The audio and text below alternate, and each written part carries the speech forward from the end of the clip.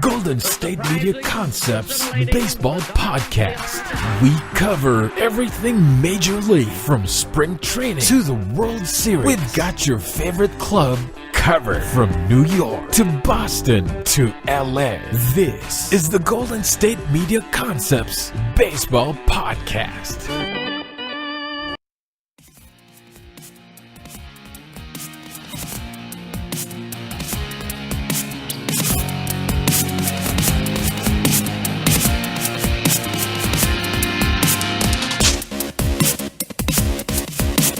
What is up? Welcome into the GSMC Baseball Podcast.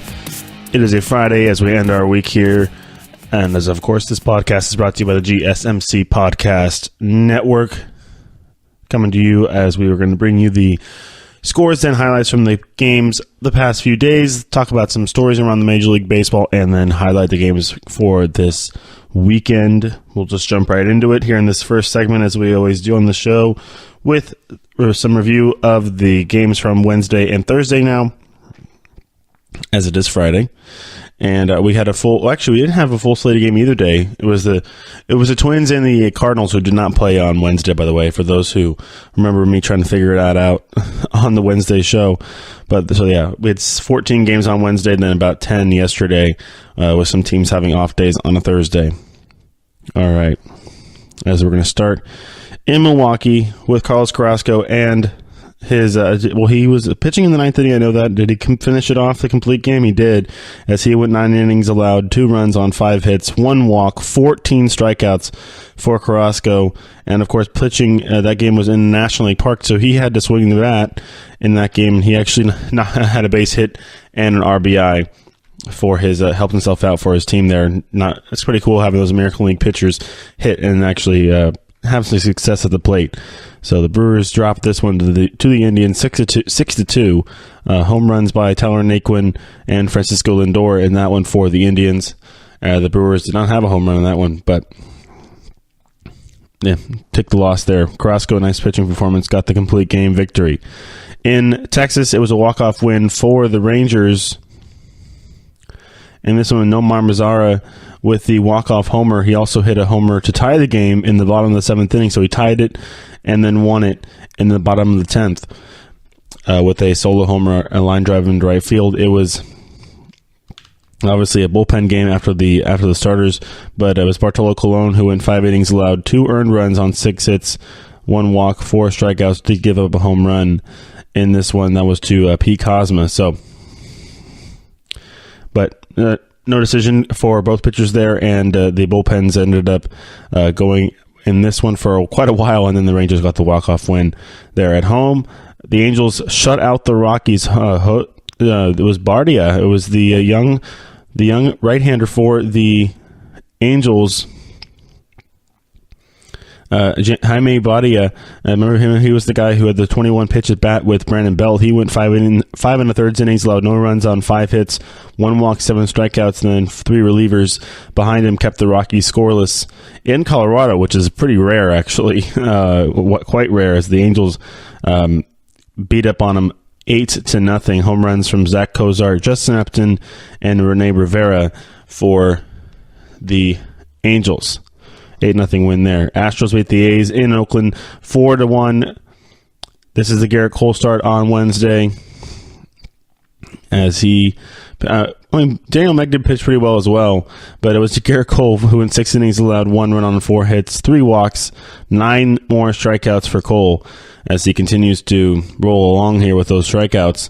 The A's only cost 1 run there, gave up 4 as the Astros got home runs from Stassi and from Fisher, so a couple young guys getting it done for the Astros on the road there in New York. It was game 2 of the Red Sox and Yankees series. We'll talk about game 3. All these games were pretty fun late, as the Yankees were down by a run in the bottom of the 8th inning, came back, scored 4 runs off of Craig Kimbrell and company to take a 9-6 lead that they did not give up in the top half of the ninth. Got the win. Chapman came in for the save. Yeah, big run scoring, a big home run by it was a big home run by Aaron Judge to extend the lead, but the go ahead hit was the Brett Gardner triple after the long at bat off Kimbrel, and he tripled in the center field, knocked in 2 to give the Yankees the lead there after Hanley had hit a home run in the top half of the 7th to give the Red Sox the lead. All for naught, as the Yankees pulled that one out in the Bronx to take. That was the first. They took the first 2 games of that series. Would go for the sweep yesterday. I'll let you know how that went in just a moment. The Padres beat the Nationals on Wednesday at home 2-1. It was a bullpen game as they scored. There was a run scored late. It was tied 1-1 most of this game until the Padres scored a run in the bottom of the 7th inning, and Matt Caesar double knocked in a run. The starting pitchers for each team were both pretty good. Gio Gonzalez went 6 innings, allowed one run on 5 hits, 3 walks, 8 strikeouts for the Nationals left-hander, and then Joey Lucchesi went 5 innings, allowed 1 run on 6 hits, 1 walk, 6 strikeouts, did give up a home run. That was to Anthony Rendon. So, but the Padres get the win there. In L.A., the Dodgers beat the Diamondbacks as the top team. The Dodgers are still kind of reeling, though, as they still are. I mean, as of now, they're still 5 games under 500. Waiting for all those guys to come back off the DL. Now, obviously, having to put a Kershaw on the DL, that's not great either. But Alex Wood pitched pretty well, went 5 innings, allowed 1 run on 5 hits, 3 walks, 4 strikeouts, did give up a home run in this one, and that was to Nick Ahmed. That was the inside the park home run, I think. But still a home run. Still goes. You get credit for a home run. Patrick Corbin went 5 innings, allowed 1 run on 3 hits, 4 walks, 7 strikeouts for the left-hander for the Diamondbacks. But the Dodgers get the win in this one, 6-3. Braves get back in the winning column as they beat the Braves. Braves beat the Rays 5-2 in this one. As this game is in Tampa. Another one of our lovely interleague games. As it was Julio Teheran who went 6 shutout innings for the Braves, allowed 4 hits and 7, struck out 7, didn't walk any, didn't give up any runs. And a nice performance there for Teheran, getting his 3rd win on the year. Home runs by Nick Markakis, and this one for the Braves. And that's all they needed as they won that one 5-2. Another 5-2 score was in Toronto up north. The Blue Jays beat the Mariners. It was a nice pitching performance from Jaime Garcia. Got the no decision due to some late inning scoring. The Blue Jays actually were trailing in this game 2-1 for much of the time until they scored 4 runs in the bottom of the 8th inning to take the lead. It was a flurry of hits. It looks like it was a double by Solarte, double by Smoke, Pilar singled, and then Luke Mali also singled to score a run too. So a string of hits for the Toronto to take the lead there in their home ballpark up north.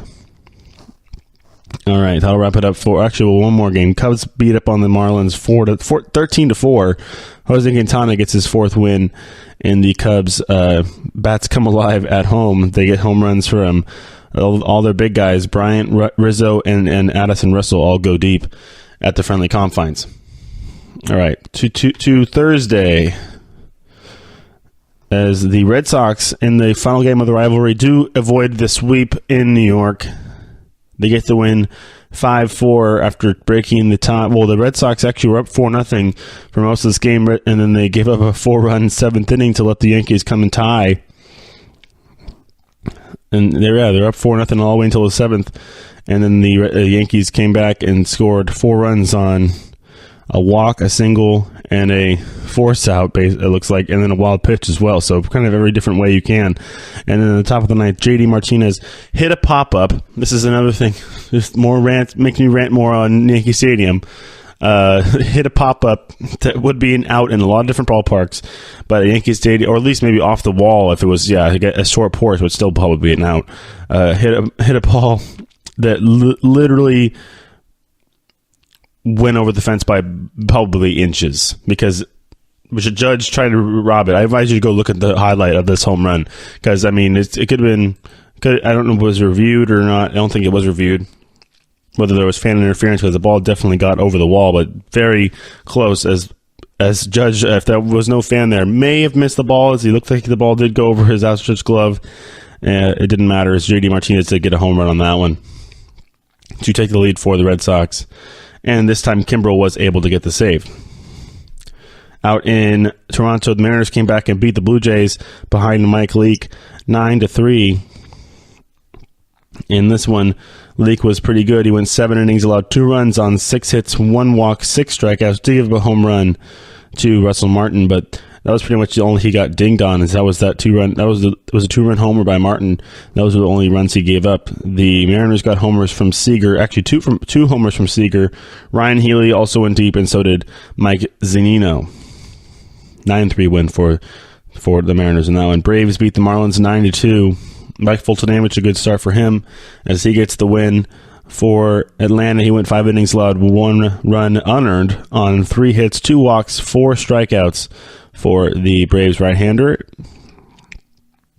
No home runs, a couple home runs in this game.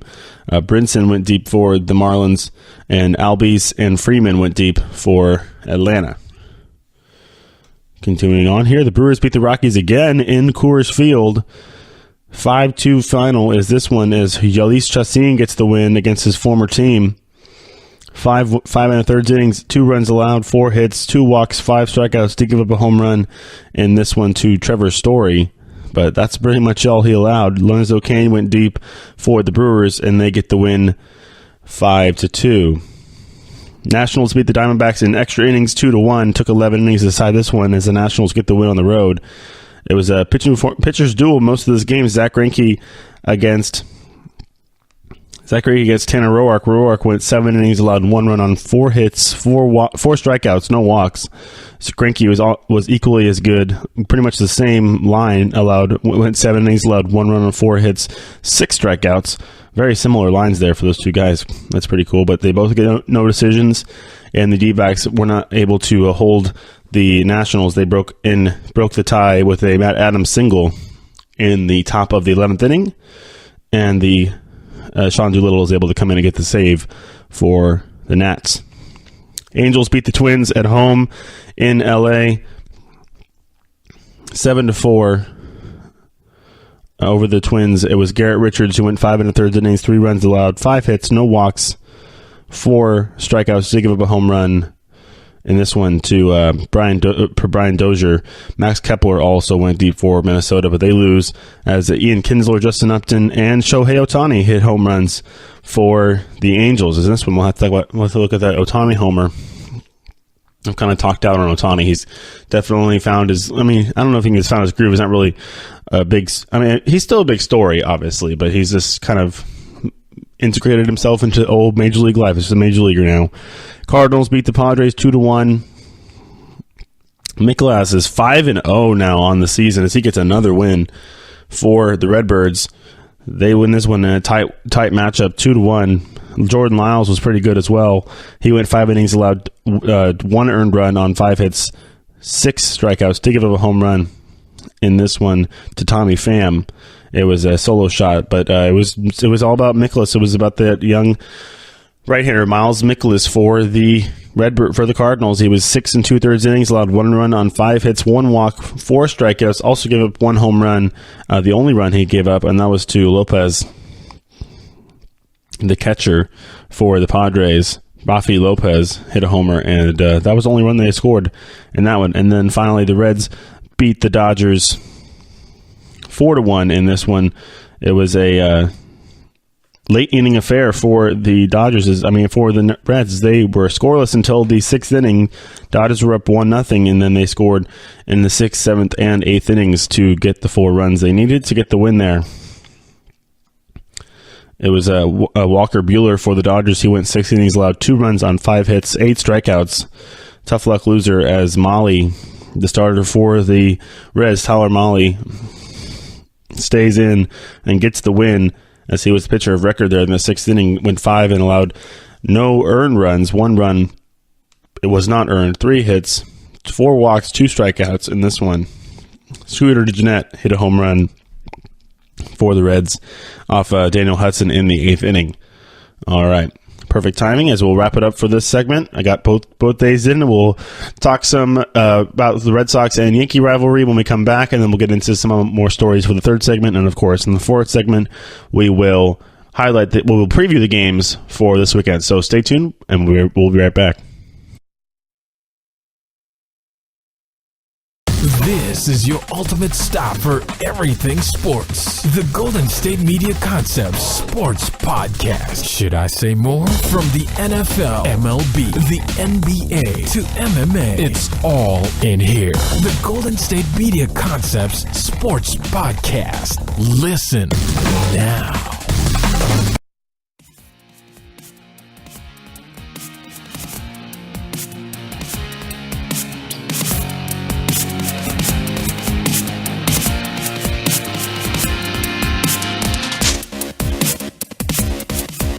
Welcome back to GSMC Baseball Podcast, as we are going to go in the second segment and talk about the Yankees and Red Sox rivalry and how it just continues to get better and better. Honestly, right now, with both teams the way they are in the standings and where their rosters are built up and such, you could argue that it's the best we've seen in quite a while, maybe since both these teams were battling it out for the ALCS to get the rights to get to the World Series. Every year, we kind of had both teams going a little low.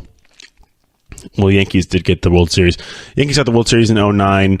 Red Sox got theirs in 2013, the last time they did.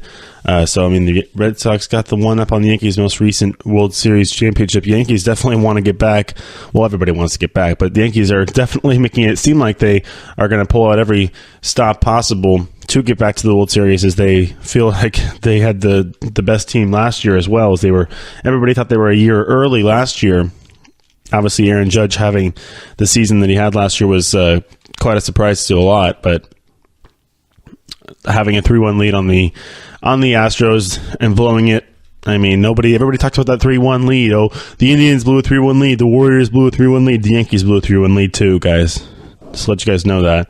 The Yankees did that. That happened. And then the Astros ended up winning the World Series anyway. So that could be said of the Yankees. If the Astros were the team that just squeaked out the series against the Yankees, the Yankees could have been the team to squeak out the series against the Dodgers, just like the Astros did in the next series there. So, I mean, both teams are right on the brink, and it makes these series really fun. So I think they're now 3-3 against each other. Both series kind of went the same way. The home team won the first two games, and then the road team won the last game. I can double check that to make sure, but I know that's what happened this time. Obviously, we just talked about it. But last time, it probably happened the same way. If I'm remembering correctly, I can tell you in just a matter of moments here. The Yankees did win the middle game against the Red Sox, but they're still 2 out of 3. Home team got 2 out of the 3 in the respective series. So they're 3-3 against Chile right now. I mean, they're about as evenly matched as it gets. I mean, the Yankees have a little bit more firepower when it comes to the fact that they were able to get it in via trade in the offseason, and also they have the young stars as well when it comes to Gleyber Torres coming up. They have obviously Aaron Judge. We'll see what happens when Greg Bird gets back from the DL. He's also a big hitter for them from the left side. So, I mean, the Red Sox, they have Mookie Betts. I mean, it's the thing. They get JD Martinez, and in the offseason, he hits the big home run last night. But I think the heart and soul of that team is going to be their rotation, and is going to be Mookie Betts. The Yankees kind of have their rotation where they want it to, with Severino pitching well. Sabathia is on a little bit of a renaissance right now, and on the later stages of his career. The only problem is Sonny. That's kind of it. That's kind of it. The Red Sox have similar issues. They have guys at the top of the rotation like Chris Sale and I don't even know. David Price is pretty up and down. Kind of same thing as Masahiro Tanaka. But I mean, they've been getting good starts from Drew Pomeranz. They've been getting good starts from Eduardo Rodriguez. So Red Sox kind of get it everywhere. Whereas the Yankees, it's going to be CC and Severino, and then it's also going to say, okay, is Sonny Gray going to pitch well today? Does Masahiro Tanaka I feel like either has it or he doesn't. He'll just be dominant, or he'll get rocked. I mean, it's kind of either way. And then both teams still, I mean, no rotation is completely complete. The Yankees have Montgomery, who the young pitcher for them, so he's doing pretty well this season too. Still trying to figure out some kinks as well. So he's in the beginning of his career, nothing really to be afraid of there. But the Yankees, they're definitely not afraid to get some youth in their lineup, as they are now being deemed the baby bombers for a reason, as they have that middle of the order, which is pretty darn dangerous.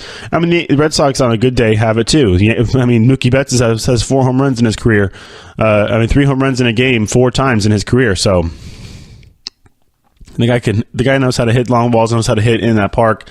I think that's what's going to come down to it. Who plays better in their park, especially when it's head to head. So both teams kind of holding serve, only dropping 1 game in their park to the other, and winning the other 2. So 3-3 Yankees and Red Sox. Gotta love this rivalry. Every time they're able to happen, it's the games are, whether it's shaky bullpen action or the teams are just really fighting, grinding out at bats at the end of the games. Which, I mean, I know they are.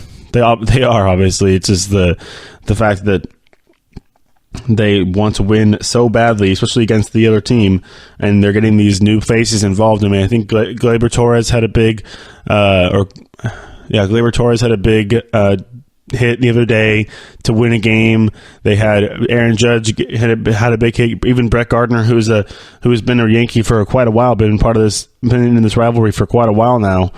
You got to like that from them too. I mean, I totally forgot about Rick Porcello for the Red Sox. That's the other guy. So basically it's Sale, and I'm trying to make my comparisons here. Sale and Porcello, just like it's Sabathia and Severino being more of the, it's funny saying Sabathia being more of the consistent arm for the Yankees rotation, but that's kind of how it is now. Tanaka and Gray are kind of up and down here and there.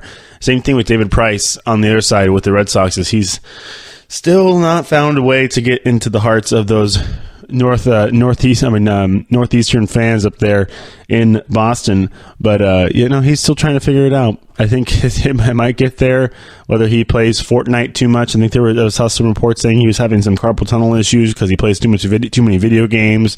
I don't think that's not a good way to get yourself in the near and dear to those fans. I mean, they want to see wins. Obviously, they do have a World Series within the last few years. You gotta like that but I mean, when you're thinking about this payroll they have for both teams, a World Series, they're kind of getting farther and farther away. That was 5 years ago for the Red Sox. That was almost 10 years ago for the Yankees now, as they look back on their most recent championship, and the fans think, okay, we're ready for another one. Let's go, guys. Come on, revamp. We're done. We're tired of the Astros. Well, the Astros only won 1, but we're tired of these no-name teams getting them, like the Royals and the Astros, and the Cubs did get theirs in 2016, and they were I feel like the Cubs were kind of due. That was going to happen eventually. That's going to probably be another topic I'll have to get to eventually, where the Cubs are doing in the NL Central.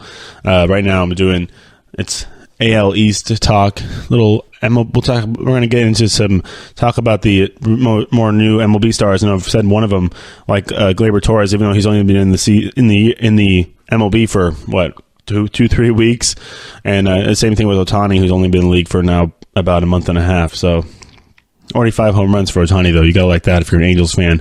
And he pitched pretty well his last time out. Got to get that consistency down if he wants to continuing to be a big talking point around the country. I mean, I don't know. We're baseball fans. I don't know. Are we too quick to take things for granted? Like the fact that we have Ohtani is amazing, obviously, for the league and for baseball itself. But are we just kind of passing over him? Oh, yep, he's good. We're good. He's on the Angels, maybe because he's on the California team. Because in baseball, if there's any East Coast bias anywhere, I mean, the NBA is can be kind of coastal, West Coast, East Coast sport. There's plenty of stuff, like it's cool. LA, the Lakers are good. Football is just so big that it's going to be it's big everywhere. So it doesn't matter whether you're on the East Coast or West Coast. But baseball is kind of that weird. I don't want to. It's not. It's kind of just in that weird little zone right now where there's so much East Coast. There can be so much East Coast bias. I don't know whether it's ESPN just shuts down their LA studios after the football season or after a basketball season, and they just stick with the East Coast bias over there. Because, I mean, we have Shohei Ohtani. Yeah, he's playing for the Angels, who just happened to be in first place, or at least within a game of first place. I mean, right now, at this moment, they are in first place, tied with the Astros. Actually, they do have a better winning percentage by a couple decimal points. The Angels do, but I mean, why is Shohei already kind of withering into the ether of baseball, and we're kind of just taking him for granted when we have, oh my gosh, Mookie Betts, oh my gosh, Gleyber Torres, oh my gosh, Aaron Judge all the time. Oh, Stanton struck out again. Oh, because they play for the Red Sox and Yankees. It's the rivalry, man. When they play against each other, it takes the MLB by storm. Well, it takes MLB media by storm, at least. Being way out here on the West Coast, it's a little like, okay, yeah, they're playing again. They'll probably play each other in like 2 more weeks, anyways. That's just how the scheduling works with the divisional teams. Like, I've kind of gone over that already. Let's see. Well, they don't play the Red Sox. Will play the Yankees again at the end of June, so not quite for that long. Not too short though either, so I have to give them a little bit of credit as they spread out that rivalry, try to get as much mileage out of it as possible throughout the whole season. So, I mean, whatevers. I mean, the Giants and the Dodgers, the other big rivalry in our league. In the MLB, they played 10 times to start the season off. You don't see the Red Sox and Yankees playing 10 times to start the season off. I mean, that's another argument for the whole West Coast, East Coast bias. I mean, the Giants and Yankees, Giants and Dodgers, that's a great rivalry.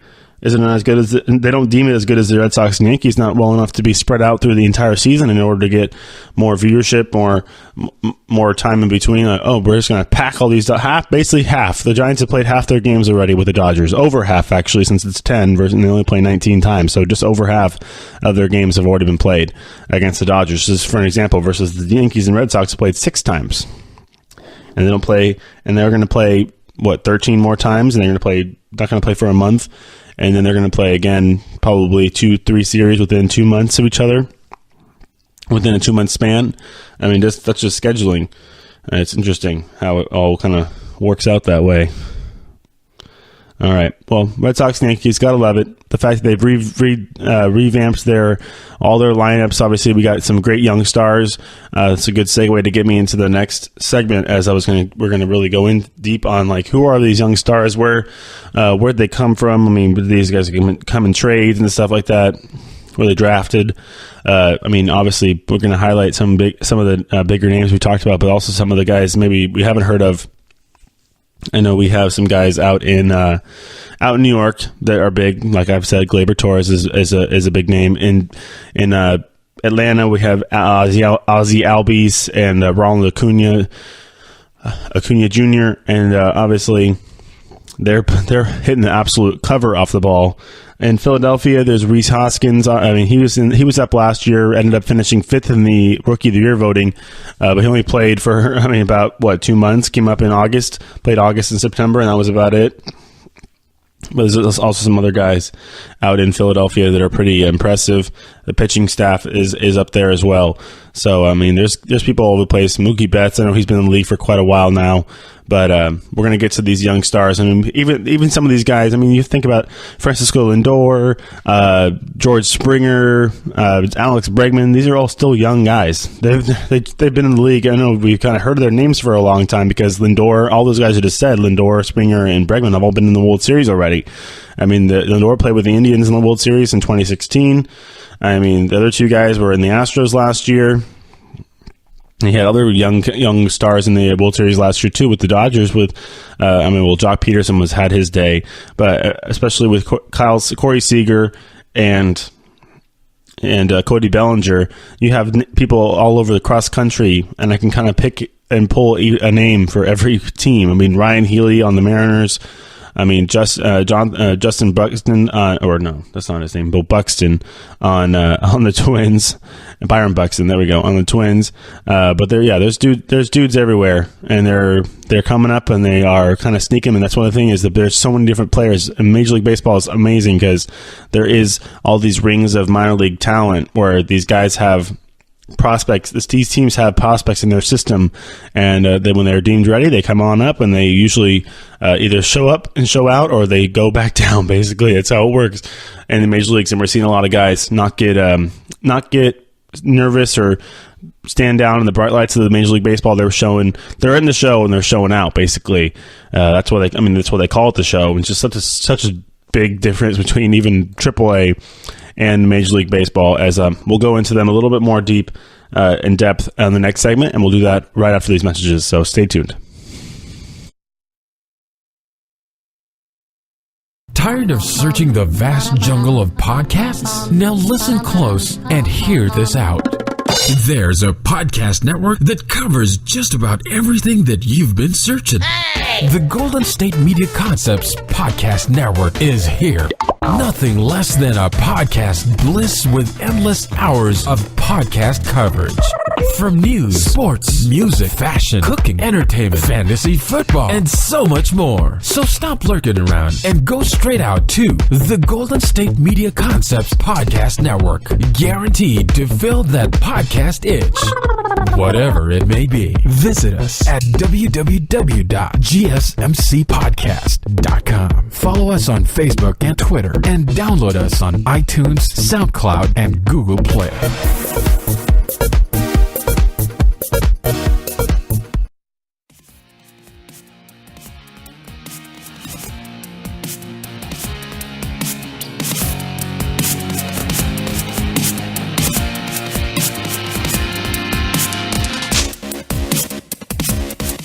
Welcome back to GSMC Baseball Podcast, as we are going to get in on some news and, well, not really news, just more discussion about the rising stars in Major League Baseball. I know I mentioned Ozzie Albies, Ronald Acuna, Delivery Torres. You have to think about Yoan Moncada for the White Sox. He was a Red Sox prospect, big Red Sox prospect. I think their top prospect, as he was the 7th best in all Major League Baseball, according to MLB.com. But was traded to the White Sox for Chris Sale. Remember, he was in the big Chris Sale deal, along with multiple other prospects as well. So he was in AAA for just a while. Obviously, came up after there was a vacancy at his position due to the Todd Frazier trade over to the Yankees. Now Frazier's on the Mets, so I mean, didn't make it back to the White Sox, but definitely gave it a spot for Moncada to come up and play, as he is now pretty much setting the world on fire. He's on a tough little team when it comes to the White Sox, but there's definitely a player to watch. I don't know if he's going to be getting into a position where they're going to just try and roll it out, play it out with him, and see if he's going to turn into a good player that's going to bring their team back to the promised land, because the White Sox, they probably need more help than that. Or they're going to maybe just see, let's just keep, he's ready now, let's just keep trying to acquire prospects, and they'll trade him again and try and see if they can get something back for him. As far as and when it comes to Ozzie Albies, he's down in Atlanta. I mean, obviously, has kind of hit the MLB storm. And this season, he did come up last year a little bit and play a little bit last year, as he was invited to the spring training last year, and then came up on August 1st, his first home run on August 3rd last year. But this year was the first time he's actually really come up in the beginning of the year. We all heard about Ronald Acuna in spring training hitting the big home runs. I mean, he was the big name, but nobody really thought about Ozzie Albies, as he's now come up. And I think he's already hit 11 home runs on the year to start off this season. So really, really making a name for him. And then obviously he was just, I think, drafted straight out or just signed by the Braves, as he is from Williamstad, Curacao. Just like Andrew Jones and Simmons are both from Aldridge and Simmons are both from Curacao, both Braves prospects, and definitely it looks like that decision, he was influenced to make the decision to go to the Braves by the connection with Jones and Simmons as well. So, he's an international free agent. He was signed by the Braves. I think Acuna was the same thing, as he was also an international free agent from Venezuela, and he was signed in 2014 and worked his way up through the minor leagues. I mean, this is a top prospect for a team, and he's signed in 2014 out of Venezuela, and it took him 3 years in minor league baseball to get into the major leagues. I mean, that goes to show you right there. I mean, he was the number one prospect in baseball. Obviously, that's according to Baseball America. Shohei Ohtani, once he became available and was making it known that he wanted to come to MLB early. Remember, if Ohtani had waited a year, he could have got a lot more money, because you have to wait. There's some rules in Japan that you can get more money for your posting fee from the posting fee if you're wait till your age 24 season. But Ohtani was ready, and he wanted to come to the America and play baseball. So he didn't wait. He didn't have to wait very long at all. He played. I mean, basically the Nippon leagues over there in Japan is almost like an in-between. It's right beneath MLB when it comes to just competition wise. It's above I would say it's above AAA, in between AAA and MLB. It's very, very competitive baseball over there, very high level baseball over there. And that's why obviously Ohtani didn't have to take any time in AAA and minor leagues at all, where Albies took 4 years. I mean, he hit all the stops. He was at Class A Advanced, was in Double A, played at Triple A. I mean, they're probably short little stints at each one, longer stints in Triple A. But it looks like that he still took his time to get up to the majors. Obviously, 139 games in AAA, he hit well over 320 with 21 home runs and 44 stolen bases. So I mean, you gotta like that if you are the Braves. And it's interesting that you may ask why it took him so long to come up. You don't see that in other sports whatsoever. You have guys putting up those kind of numbers. You're gonna definitely be like, okay, where is he? Why isn't he coming up? And then also in Gleyber Torres, he's another Venezuelan prospect. This one was the Yankees. But the thing is, he signed with the Cubs as an international free agent and was in the Cubs farm system for a while, but then was traded to the Yankees for Aroldis Chapman. Remember, so now Chapman back on the Yankees because he was on the Cubs for just a bit. Obviously, won the World Series with the Cubs in 2016. Then came right back to play for the Yankees and was with the guy, and now playing on the same team as the guy who he was traded for. So I mean, there was a bunch of guys he was traded for, obviously, but Adam Warren, I believe, is also playing right now too. So yeah, he's in their bullpen as well. So, but Torres definitely the biggest name right now because of the fact that he's a position player, plays every day, and he's playing very well for the old Yankees and their pinstripes. Yankees.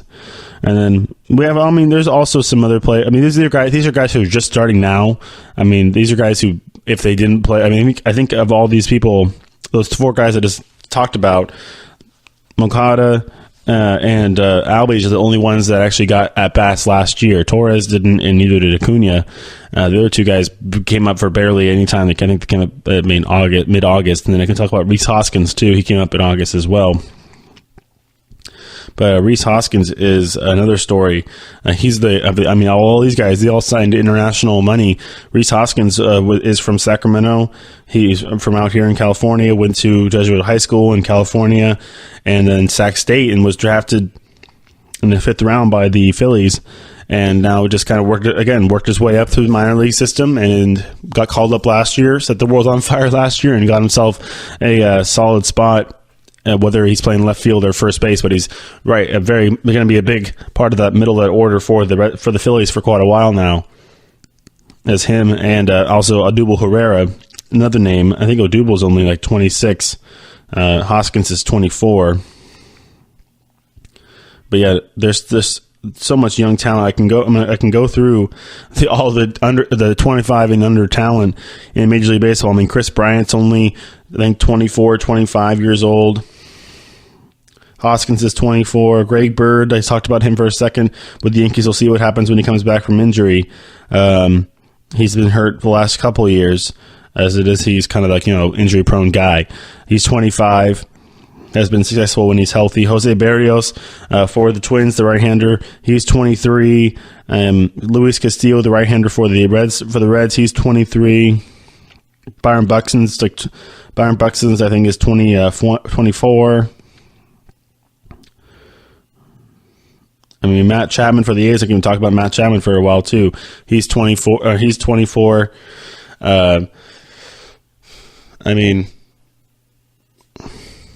There's just so much talent around Major League Baseball. It's not even funny. Aaron Nola's 24. I can keep going. Wilson Contreras is 25.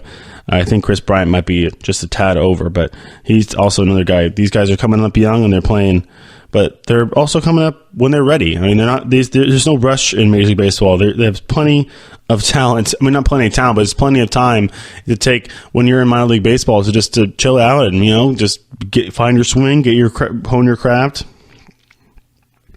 and be ready to play when you're up there, because you're playing every day. That's the thing about baseball. You don't get a whole week. Okay, good game this week. You're gonna have a whole week to figure it out. I mean, I get football and the whole thing. It's a completely different sport. Okay, Chris Bryant's 26 years old. There you go. And then Odubel Herrera is 26 as well. So right on the cusp there of what I'm trying to talk about here. Still young. Still, I mean, the prime in Major League Baseball is like, what, 28 to 30 or something like that. 28 to 31 is considered the prime in baseball. So they're still right on the edge of the front end of that. So they got plenty of time. Baseball. I mean, my whole point here is that baseball is in good hands. Honestly, I mean, that's the whole point here. We have good young pitching. Obviously, Lance McCullers Jr. Like I said, you got Jose Barrios, Luis Castillo. There's even more. Aaron Nola is another guy. I mean, the whole Phillies starting rotation. I haven't even gotten to the Phillies yet. They're on my title line. I'm like, let's talk about the Phillies. I have talked about Herrera and a little bit of Rhys Hoskins. Obviously, Rhys Hoskins, another guy.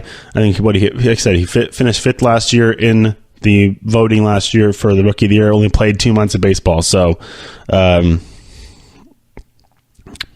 I mean, you just gotta just love it. You gotta just appreciate it. Don't take it for granted. The Phillies were pretty bad the last couple of years. They reloaded now, and they're in first place in the NL East by either I think the Mets have been down a little bit, so the Phillies look like they have been able to take a lead. Or Atlanta actually came back. They've won 3 in a row as well. So Atlanta's now a half game up on the Phillies, as they both. 2 young teams. I mean, look at their lineups. They have youth throughout, and they have some. Well, at least the Braves, they do have Markakis and Freddie Freeman in the middle there. The Phillies, it's Herrera and Hoskins in the middle, and they're both. I mean, Herrera's been in the league for a little bit now. I think he's been in the league since 2015. So this is his fifth. This is now his 4th season in the league. So. That's quite all right. As far as like he's not been in the league, not fresh rookie or something like that, or quasi rookie like Rhys Hoskins is.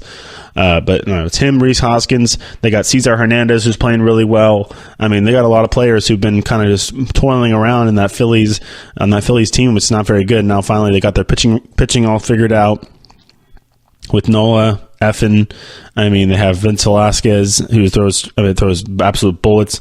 I mean, Velasquez, I think, came over in that deal from the Astros for Ken Giles when the Astros were really making a push for the playoffs. So there's been definitely a lot of good trades going on when it comes to the Phillies.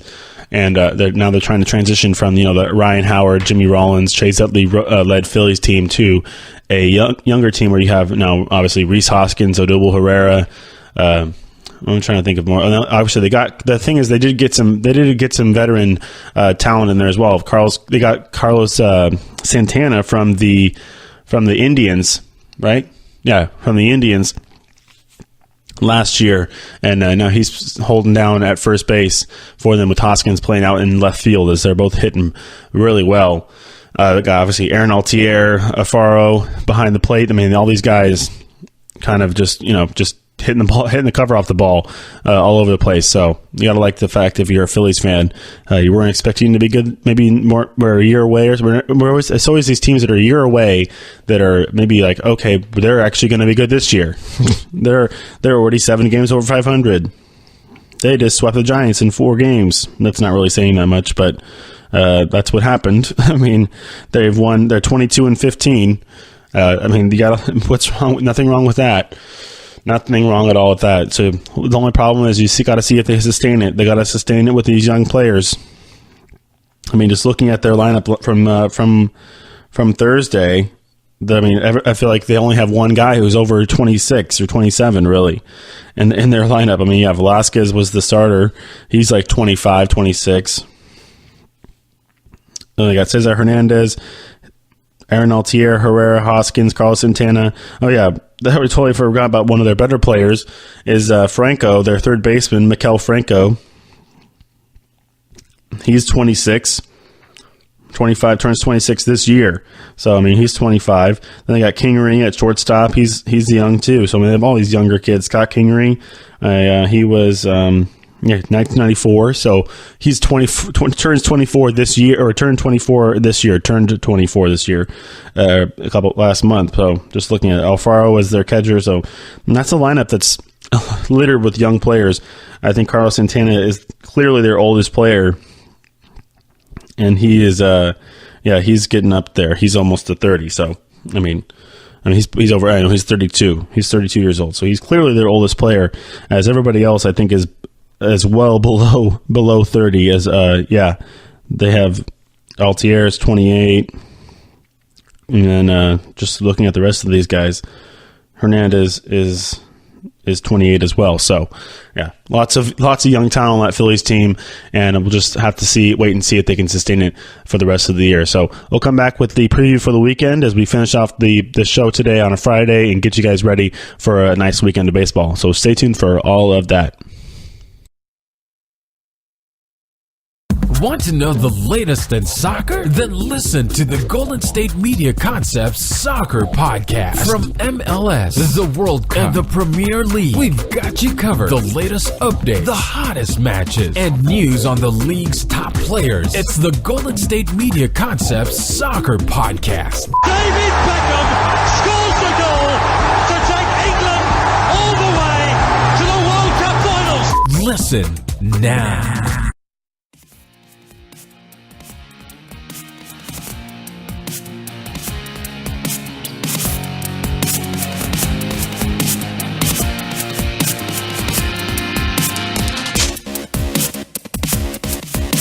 All right, welcome back. Final segment of the day today here on the GSMC Baseball Podcast. It is a Friday, which means we are going to preview the whole weekend for you in Major League Baseball. So I'll give you some key pitching matchups to look for, as I already see one of them that I definitely want to talk about on this Friday day today, as we're going to have some cool series this weekend.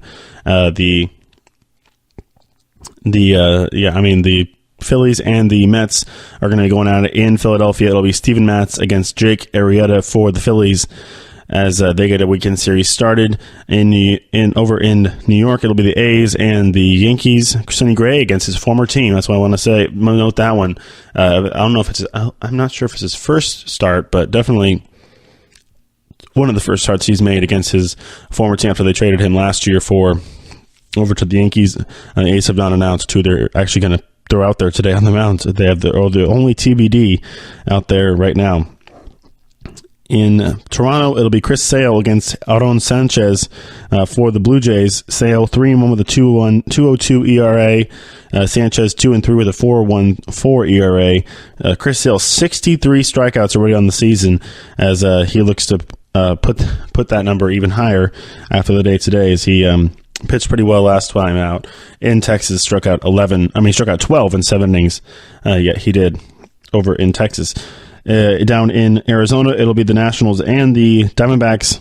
Max Scherzer against Matt Cook for the Diamondbacks. Cook's 2-0 with a 2.13 ERA in his time starting in place of the injured Taijuan Walker, who was going to be out for the whole year, and likely a little bit maybe of next year as well, as he got to get Tommy John surgery. Scherzer still pitching like the Cy Young Award winner he is, 6-1 with the 1.74 ERA, 80 strikeouts already in the early season and young season still for the Nationals, as he does lead the majors with that 80 strikeouts. He's punched out at least 10 in the 5 of his last 8 outings. So he's a strikeout machine, obviously, for the Nationals. In Los Angeles, it's going to be an interesting game here for the Dodgers and the Reds. It will be Matt Harvey making his first start for the Reds since he was traded over there for Devin Mesoraco to the Reds. That happened happened on Wednesday, I believe.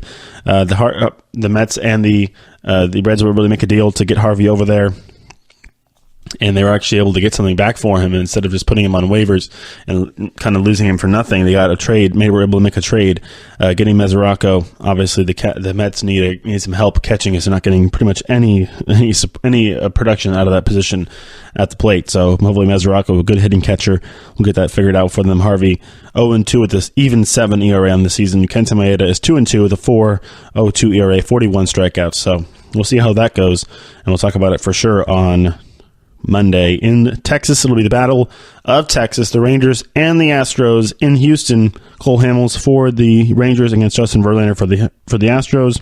Kind of the tale of two starters here. Hamels 1-4 with a 3.94 ERA. Verlander 4-1 with the 1.17 ERA and 70 strikeouts. Hamels, that ERA is not terrible. It's not getting much help, as his record does not reflect what he's been able to do.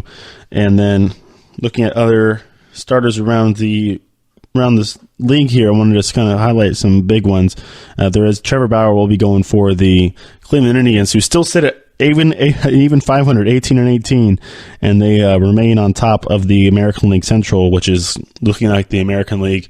I don't even know, toilet or something like that, because I mean the team in first place is 500. And there's no teams. I mean, the Cubs are 4 games over 500 in the Central, and they are in 4th place. Yeah, they're a game and a half back, but there's 3 teams in front of them in their own division. Same thing in the East with the Mets, a game over. I mean, the Giants are 500; they're in 3rd place in their division. That's only 500 team. The West is a little more spread out. Not too much though. Seattle is 6 games over and over 500, and they're in 3rd place behind the Angels and the Astros. So I mean, just interesting looking at that for the differences. Like, I've already gone my rant with the whole unbalanced schedule doesn't make any sense. Blah blah blah. It's not really. It's giving the Indians an easier chance, even though they're in the worst division, but they aren't playing that well either. So I mean, they're not doing very well right now, and even in their weak division. But they'll have a chance to right the ship this weekend as they play one of their worst division rivals in the Kansas City Royals. All right, let's look to Saturday now. Just pick out some of the big pitchers going for these teams. It'll be James Shields against John Lester, as the battle for Chicago will be going down this weekend. White Sox and Cubs at the friendly confines at Wrigley Field. They're pitching. They play today too. It'll be Carson Fulmer against Tyler Chatwood. That's today, and then tomorrow it'll be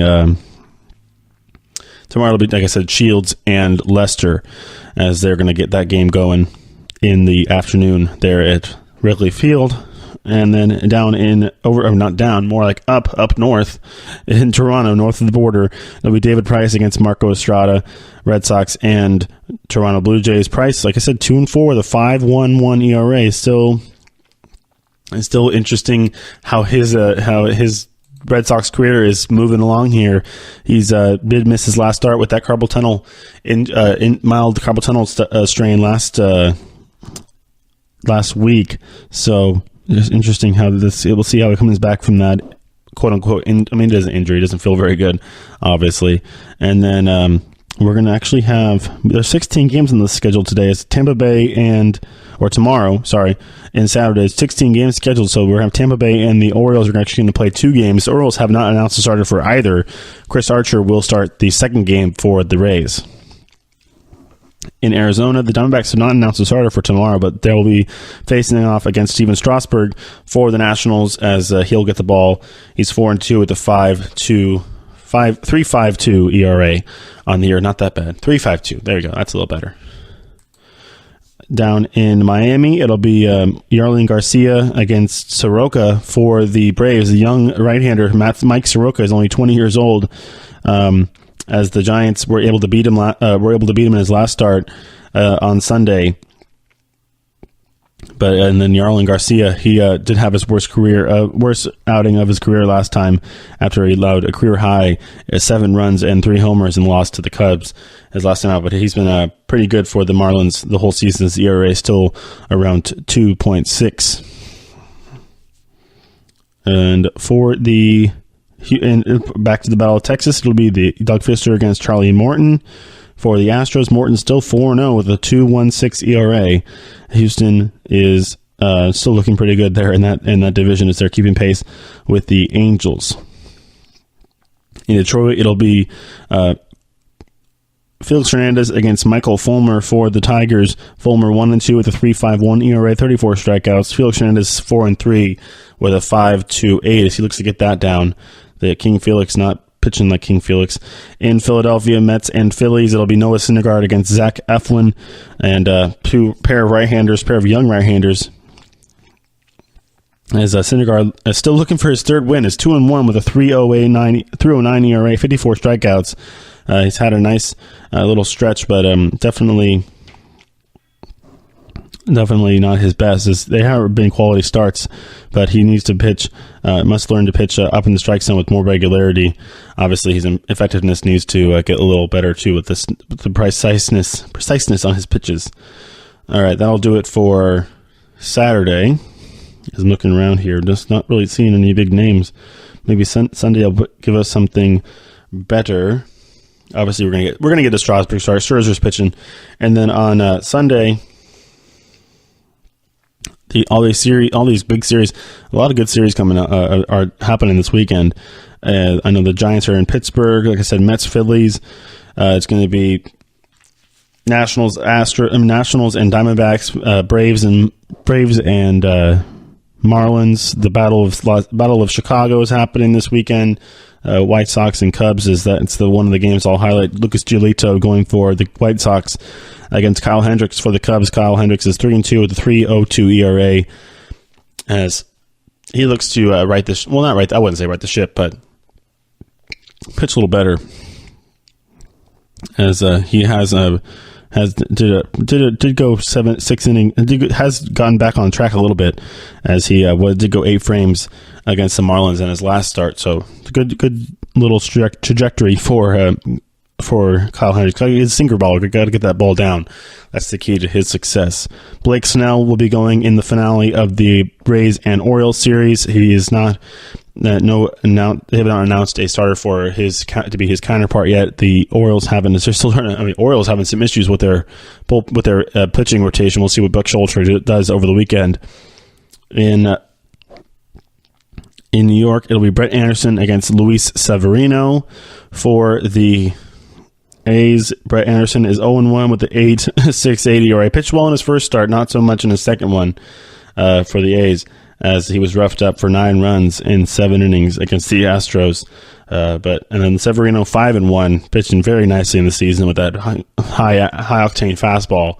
Is like I said, 5-1 with a 2.21 ERA, 63 strikeouts for Severino, as he pitched pretty well against the Astros in his last start. All right, and last but not least, Danny Duffy against Corey Kluber. There's a couple more actually to go over. Danny Duffy against Corey Kluber into Cleveland. It'll be Duffy, who's 1-4 with the 5.15 ERA. Kluber 5-2 with the 2.62 ERA. As they'll get that series done in Cleveland, in Kansas City against the Indians. And then back to Philadelphia, the big game. This is going to be one of the best matchups of the weekend, if not the best matchup of the weekend. Jacob deGrom is going to face off against Aaron Nola. 2 guys with ERAs are hovering around 2. deGrom 3-0 with a 1.87 ERA. Nola 5-1 with a 2.05 ERA. as that will be the finale of that Phillies and Mets series. They saved the best for last in this one, as have the two good young right-handers. As I said, our league is just in fine hands, as we have a bunch of guys who are pitching well, and they're young guys. Down in Texas, Matt Moore will go against the Houston Astros, and Dallas Keuchel will pitch for them, as he's 2-5, still looking to get back on track. More, I don't know how he still has a job in that rotation. He's 1-4 with a 7.11 ERA on the year, not pitching well at all.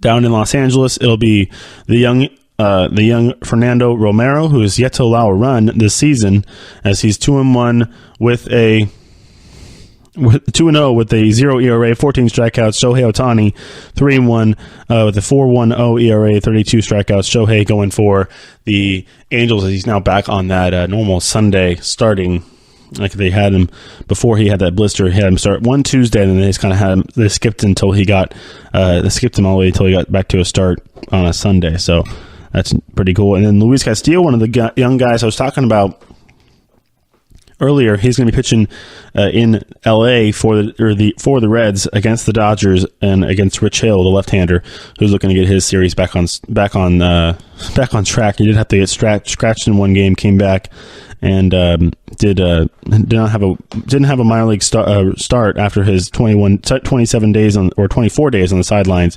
Did have an issue with the 3 home run game he allowed when the Dodgers they need better this time, as they're 1-1. He's 1-1 with a 7.11 ERA. But Dodgers, we'll see how that series continues, as they already have dropped one game to the Reds, a 4-gamer over the weekend. And then finally, it'll be Zach Godley against Jeremy Hellickson in Arizona, as the Nationals and the Diamondbacks will finish off their series there at Chase Field. That'll be the ESPN game this weekend, actually. Sunday Night Baseball in Arizona, as the right-hander for the Diamondbacks, Godley's 4-2 with a 3.83 ERA against Jeremy Hellickson, 1-0 with a 2.28 ERA for the Nats.